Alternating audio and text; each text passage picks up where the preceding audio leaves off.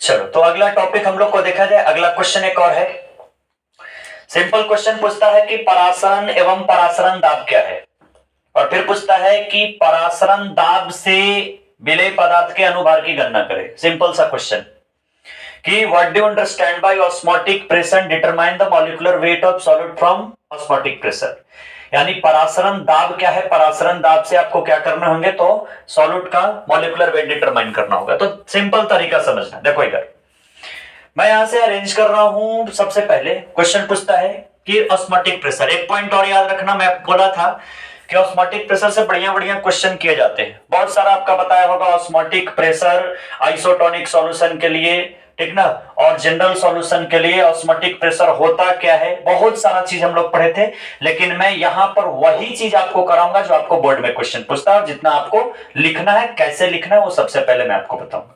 तो ध्यान से देखिए, सिंपल से क्वेश्चन पूछता है कि ऑस्मोटिक प्रेशर क्या है, और ऑस्मोटिक प्रेशर से हम लोग किसी भी सॉल्यूट का मॉलिक्यूलर वेट कैसे डिटरमाइन करेंगे। यही क्वेश्चन हम लोग से 5 नंबर में पूछता है।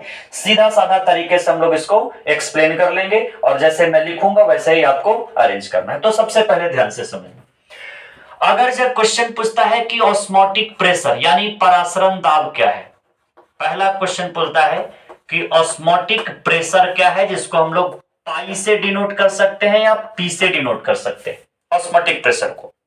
तो सबसे पहला पॉइंट, तो आपको अगर जब 5 नंबर में पूछता है तो सबसे पहले ऑस्मोटिक प्रेशर परासरण दाब को क्या करना होगा, डिफाइन करना होगा।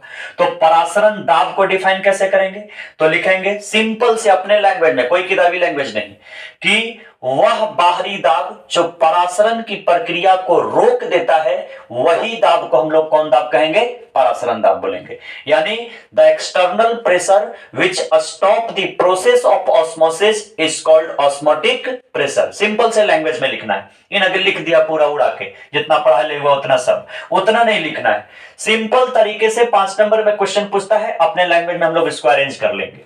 तो सबसे पहला काम कि ऑस्मोटिक प्रेशर को डिफाइन करना। डिफाइन कैसे करेंगे, तो वह बाहरी दाब जो क्या करेगा कि परासरण की प्रक्रिया को रोक देगा, उसी प्रेशर को, उसी दाब को हम लोग कौन दाब बोलेंगे, परासरण दाब बोलेंगे। अब सिंपल से तरीका, डिफिनेशन लिखे के बाद उसके हम लोग बाद क्या करेंगे, तो फिगर बनाएंगे कि होता क्या है। तो सिंपल से तरीका से हम लोग अरेंज करते हैं। यहां पर क्या करो कि 2 बीकर ले लो ना, यहां से मैं बना दिया ये, और एक क्या करो कि आप एक यहां पर इस तरीके से बना दो, ये मैंने बना दिया, तो ये अरेंज कर दिया।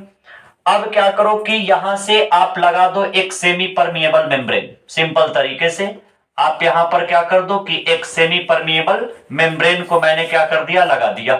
ये सेमी परमिएबल मेम्ब्रेन लगा दिया। एसपीएम जब कॉपी खोलेगा ना तो हमारे जी मिलेगा यहां पर पढ़ने के लिए कि एसपीएम होता क्या और कैसे होते। अब यहां पर आप क्या करो कि अरेंज कर दो एक सॉल्यूशन ना, दैट सॉल्यूशन, आप इस सॉल्यूशन का नाम दे देना हाइपोटोनिक सॉल्यूशन। ये कौन सा हो जाएगा, तो हाइपोटोनिक सॉल्यूशन ना। और एक आप अरेंज कर देना कौन सा, तो एक आप अरेंज कर दो हाइपरटोनिक सॉल्यूशन ना। यहां पर मैं अरेंज कर दिया कौन सा, तो hypertonic solution. Hypertonic solution, hypotonic solution क्या होगा, तो इसका सांद्रता थोड़ा इसका कम होता है, तो आप इसको लिख सकते हो लेस कंसंट्रेटेड ना। और इसका थोड़ा सांद्रता ज्यादा होता है, इसको आप लिख सकते हो कौन सा, तो मोर कंसंट्रेटेड। देखो इतना अंग्रेजी लिखेगा ना तो बहुत शार्प, यानी यार नंबर मिलेगा ही मिलेगा। इसी तरीके से लिखे जाते हैं ना, न तो लिख दिया यहाँ कि कम सांद्रता वाला विलयन, अभी ज्यादा सांद्रता वाला विलयन, बस हो जाएगा काम आपका। पहले फिगर को अरेंज करेंगे, फिगर में इसी तरीके से हम लोग दिखाएंगे कि हाइपोटोनिक हाइपरटोनिक, ऐसे इसको मान सकते हो।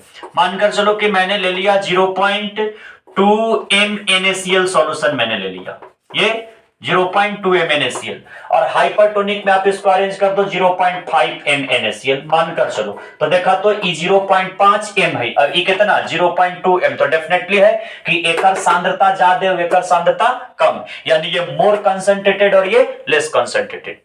तो परासरण में क्या होगा, तो परासरण में क्या होता है कि विलायक अणु यानी अर्ध परागम्य झिल्ली से होकर कम सांद्रता से अधिक सांद्रता की ओर गमन करता है। यानी ये क्या करेगा, तो यहां से यहां आ जाएगा, जबकि परासरण दाब क्या करता है, तो यानी परासरण दाब मैं बोला कि वह बाहरी दाब, यानी यहां पर क्या होगा, तो एक मैं दाब एक्सटर्नली प्रेशर में अप्लाई कर रहा हूं कि वह बाहरी दाब, यानी एकरा ऊपर अगर जब दाब देंगे तो उतना ही दाब देना है कि जो यहां से पानी के अणु यानी कम सांद्रता से ज्यादा सांद्रता की ओर आ रहा था, ये यहां से यहां जाए ना, खाली कोची हो जाए, रुक जाए ना।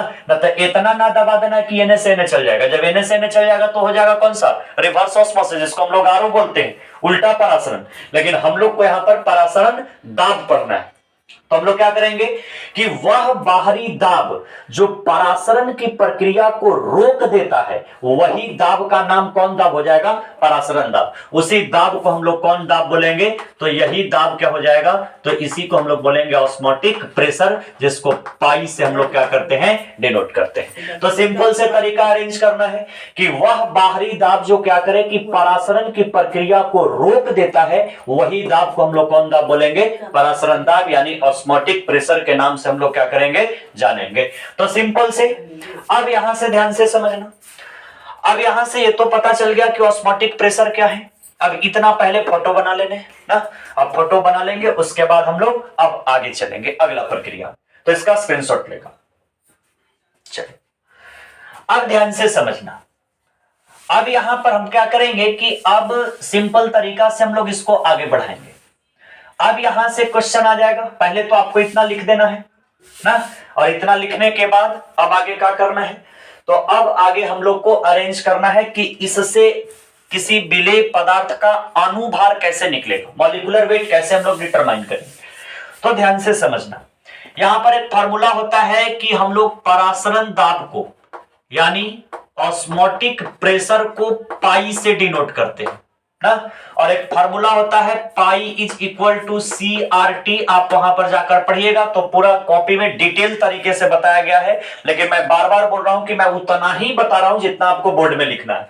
तो सिंपल तरीका पाई बराबर CRT। अब यहां से क्या हो जाएगा, तो C जो है वो बिलियन का क्या है, तो बिलियन का सांद्रता है, यानी सांद्रता कहने का मतलब कंसंट्रेशन है, यानी सॉल्यूशन का क्या है, तो कंसंट्रेशन है।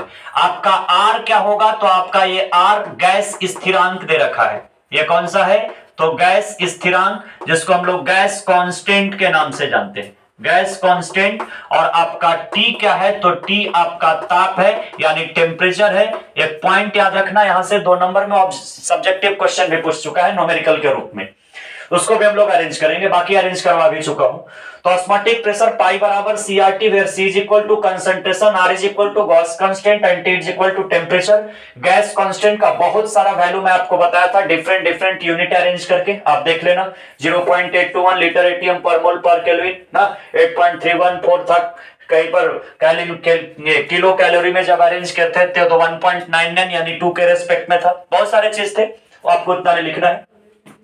तो सिंपल तरीका पाई बराबर CRT, R बराबर गैस स्थिरांक, T बराबर ताप और C में सांद्रता। अब देखा यहां से ध्यान से, एगो पॉइंट तो होने के पता होगा कि C यानी सांद्रता कंसंट्रेशन बराबर एक फार्मूला होता है मोल बटा में आयतन ना, मोल बटा में क्या होगा, आयतन, यानी इसको हम लोग इंग्लिश में लिखेंगे मोल बाई क्या, वॉल्यूम। कोशिश करना कि मोल बाई वॉल्यूम ही लिखूं, मोल बाई आयतन न लिखूं, मोल बाई वॉल्यूम ही लिखूं, क्योंकि डेरिवेशन है। तो मोल बाई वॉल्यूम, और अभी आपको तुरंत पता है कि मैं आपको मोल में बताया क्या, तो मैं बताया कि विलेय का दिया गया भार, यानी मोल बराबर क्या होगा, तो विलेय का भार ना, और बटा में क्या होगा, तो विलेय का अनुभार, क्या हो जाएगा, विलेय का अनुभार, यही तो निकालना होता है, विलेय का अनुभार। मैं तुरंत अभी जस्ट इसके पीछे लिखा हूं कि विलेय का भार अगर जो लिखना है तो इसको WA से रिप्रेजेंट कर दो, और अनुभार लिखना है तो M मॉलिक्यूलर वेट से रिप्रेजेंट कर दो। अब ध्यान से समझो, अब यहां से आपको आगे क्या करने हैं, तो हम लोग को फॉर्मूला पता है कि पाई या P बराबर क्या पता है, तो CRT पता है।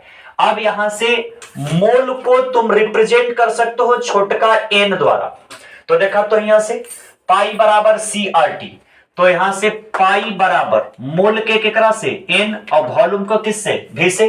और यहाँ फिर का चीज R और का चीज T। अब ई भी के Na लेके आ जा, तो पाई भी is equal to N R का चीज T। आइडियल गैस इक्वेशन, आदर्श गैस समीकरण। तो पाई के तू कुछ लिख सका हो P, तो P भी बराबर क्या हो जाएगा nRT। ये सिंपल से तरीका, P भी बराबर nRT या पाई भी बराबर nRT। और ये क्या होता है, तो इसी को हम लोग बोलते हैं आदर्श गैस समीकरण, यानी इसको बोलते हैं गैसियस स्टेट में आइडियल गैस इक्वेशन के नाम से जानते हैं, जहां पर बहुत सारे लॉ पढ़ने होते हैं ना गैसियस स्टेट में। क्लास 11th में गैसियस स्टेट और क्लास 12 में लिक्विड स्टेट और सॉलिड स्टेट स्टडी करना होता है।